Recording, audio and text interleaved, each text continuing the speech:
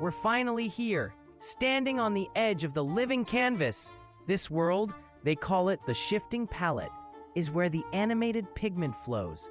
The air itself carries a vibrant, raw potential, a symphony of olfactory data. Massive, crystalline flora pulses with internal light, casting an ever-changing spectrum across the undulating terrain.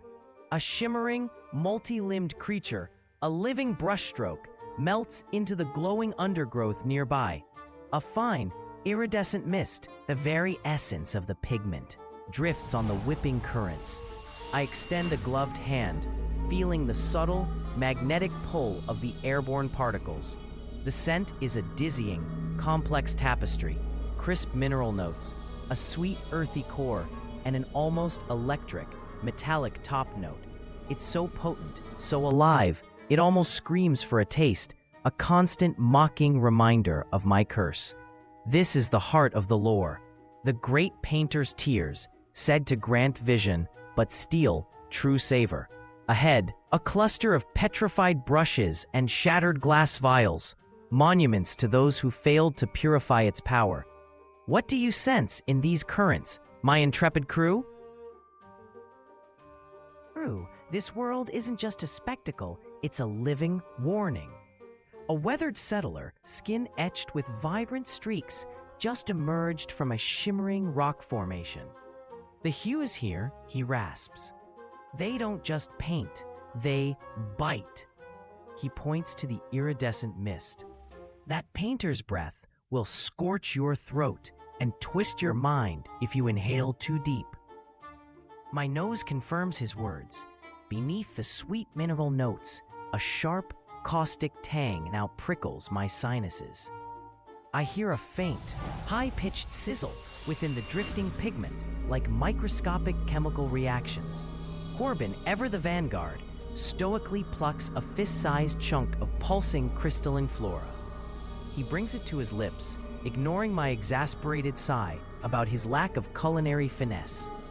A sudden flush spreads across Corbin's face, his eyes widening for a fleeting moment before he remains impassive.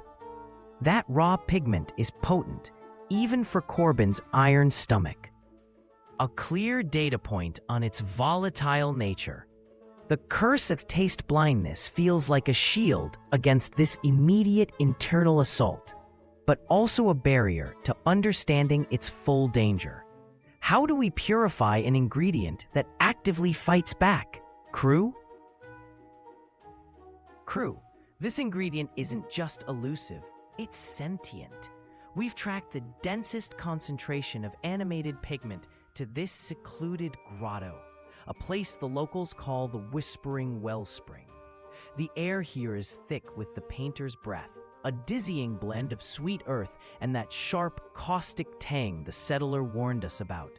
A straked elder, observing from the shadows, rasps, "It sees the light, and it remembers the touch of the brush." I carefully angle a polished steel plate, reflecting a beam of the crystalline flora's internal glow onto the shimmering pool of pigment.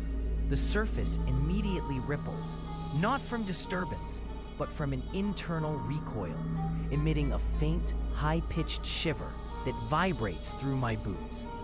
The scent intensifies, a sudden surge of bitter almond and metallic tang, making my gloved hand tingle with an unseen pressure. This ingredient actively defends itself, mirroring the curse that shields me from its direct assault, but also blocks true understanding.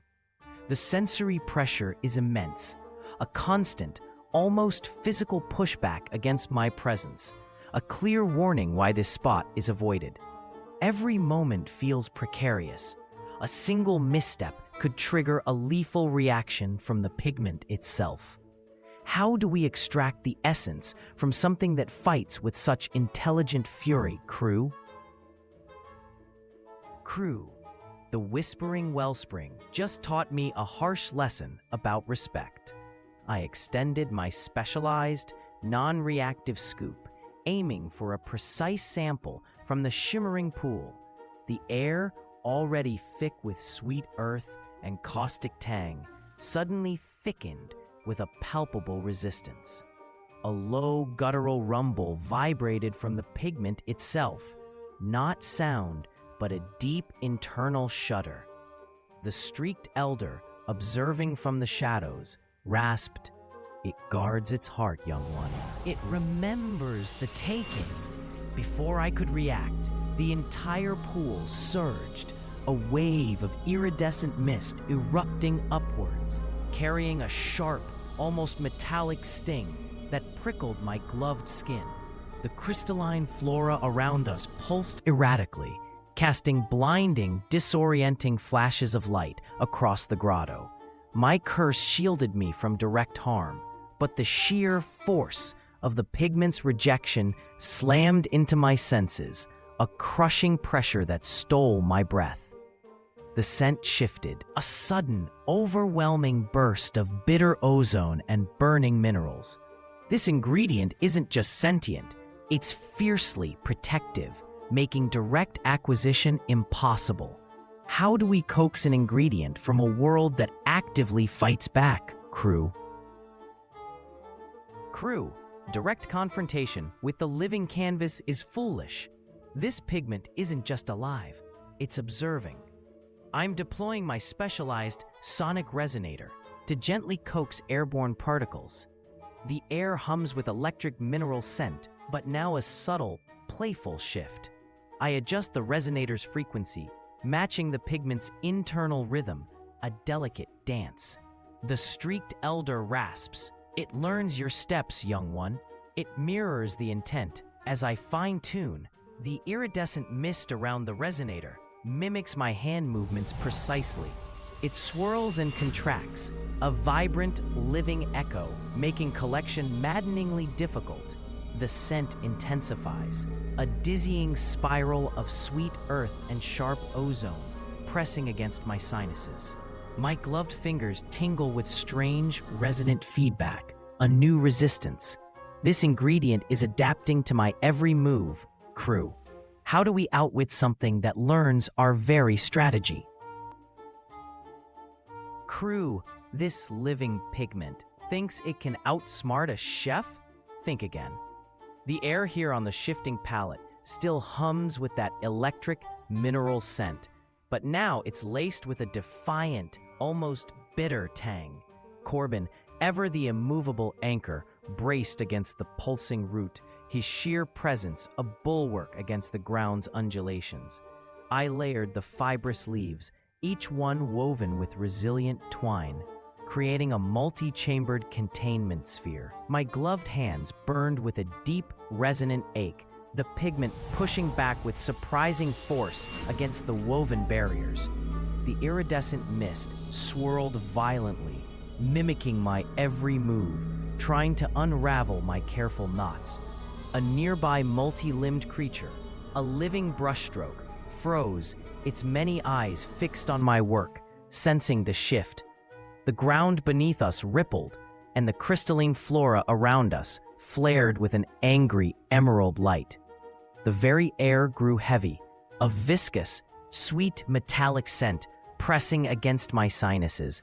This ingredient demands respect, crew, and it's making me earn every ounce of it. What new defenses do you think this pigment will conjure next? Prue, this living pigment isn't just resisting, it's actively trying to tear itself apart. The shifting palette is in full revolt, the ground heaving like a distressed beast. Crystalline spires around us shriek with discordant light, threatening to shatter. I'm counterbalancing the containment sphere, feeling every internal tremor, every surge of raw energy. My gloved hands ache, constantly adjusting, aligning its chaotic pulses with the whipping wind and ground vibrations. Corbin, ever the immovable bulwark, just caught a falling shard of glowing rock, his muscles straining. He even tried to sniff a piece of the freshly fractured earth, that fool, and immediately recoiled, clutching his throat. The air around him briefly shimmered with a bitter, acrid scent, a clear warning of the ground's volatile nature. This ingredient's instability is a physical weight pressing down, draining my focus. Every micro-adjustment risks a catastrophic release, a full-scale environmental collapse. My exhaustion is a new variable, a constant hum beneath the surface of my concentration. How much longer can we keep this volatile energy contained, crew, before it overwhelms us all? Crew, the containment sphere is stable, but this pigment demands absolute mastery. I've rigged a temporary processing station, a crucible of heat and pressure, right here amidst the glowing spires. A local, a gaunt color herder named Kale, watches from a distance, his eyes wide with dread.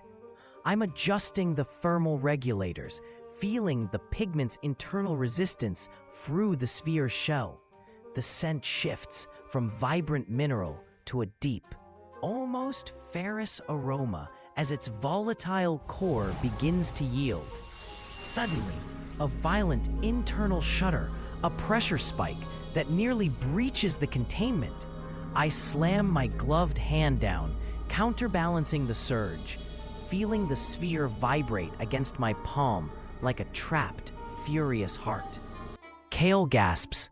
The tears, they fight. My exhaustion is a physical weight now, a dull ache in my forearms, but I cannot falter. This ingredient is a living challenge. How much more can it push before it breaks, crew? Crew, the moment of truth is here, the first taste of the living suit ink sauce. My purified pigment shimmers, a deep, viscous obsidian. Its aroma now a rich, earthy umami with a sharp, almost metallic tang. I raise the spoon, a calculated risk, and consume the smallest portion. A wave of intense heat washes over my tongue, a searing pressure, but no flavor, only the familiar, mocking void. Then, a profound shift. My chef's coat, my gloves, my boots, they all ripple and contract.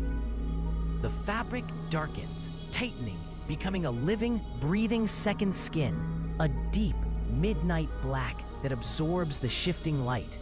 Kale recoils, a choked cry escaping him. The painter's mark.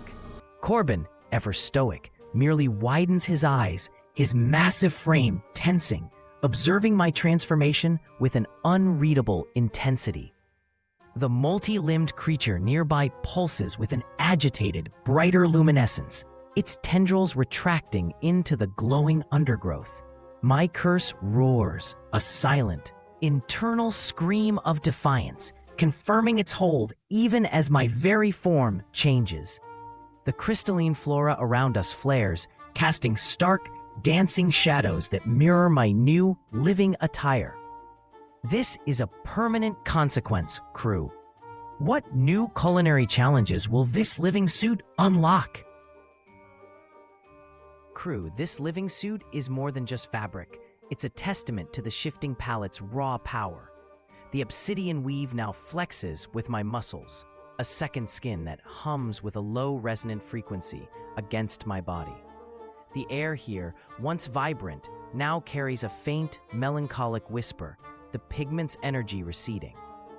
I leave a small, purified vial of the ink near the petrified brushes, a silent warning for any future seekers of the great painter's tears.